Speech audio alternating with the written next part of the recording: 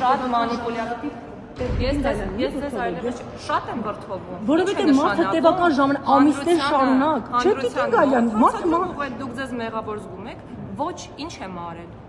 եմ արել կամ ինչ պետք է անեինք, որ չենք արել։ Կմանրամասնեք ինչ էիք արել։ Խնդրում եմ, ինքներդ գործը ուսումնասիրեք, տեսեք մենք ինչ էինք արել եւ ինչ պետք է անեինք եւ դրանից հետո եզրահանգումների եկեք եւ սրանից հետո ես ձեզ թույլ չեմ տալիս ինձ նման հարցադրումներ։ Տիկին Գալյան, ես եմ որոշում թե ես ինչ հարց պետք է, չէ, Տիկին Գալյան, այստեղ խնդիրը նա է, քաղաքացին անում է, քրեակատարական ծառայությունը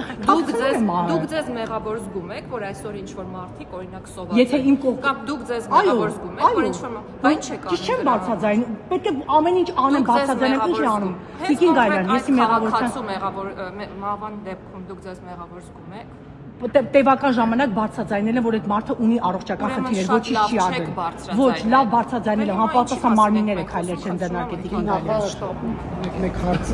դուք տեղեկություններ ունեք, որ ասում են Facebook-ում գրառման համար կնոջը տարել են, ազատազրկել են, կալանավորել են, TikTok-ում ինչ որ քննադատության համար։ Տեսեք, դուք հարցը տեսեք Facebook-ում քննադատության համար, ինչպիսին է եղել, եթե դա կոչեն քննադատություն, դրա բովանդակությունը։ Եթե խոսքը ատելության խոսքի, խտրական խոսքի մասին է, որը պատժելի է քրեորեն, իրավաչափ է ցանկացած ներգործության միջոց, որը տեղավորվում է օրենքի եւ իրավունքի շրջանակներում։ Հիմա ինչպես ես մեկնաբանեմ, դուք հարցը տալիս եք այնպես, որ ստացվում է, որ ինչ էլ արված լինի, իրավաչափ չի կարող լինել, իսկ իմ պատասխանը հետեւյալն է. եթե այդ խոսքը պարունակում է ատելության հատկանիշներ, վիրավորական արտահայտություններ եւ այլն, որոնք հատում են շեմը այլևս քրեորեն հետապնդելի արարք համարվելու, այո, իրավաչափ է